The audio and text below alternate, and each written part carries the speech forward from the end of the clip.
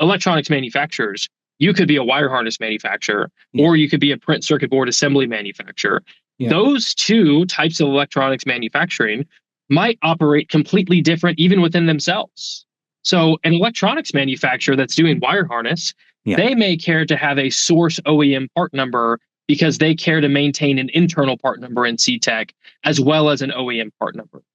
right? A wire harness manufacturer may care for that. Or a PCBA, a printed circuit board manufacturer, they may say, well, actually, we do keep an internal part number, but we also need to maintain AVLs, an approved vendor list. An approved vendor list is the groupings of components that say, I know I need COM-8100, but my customer said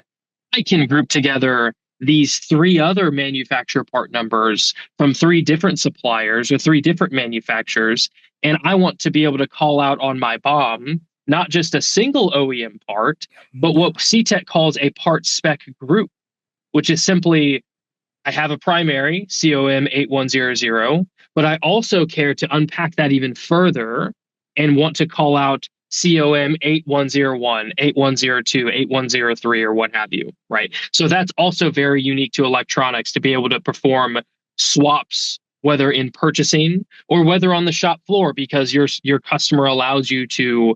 operate under multiple manufacturer part numbers when building your BOM.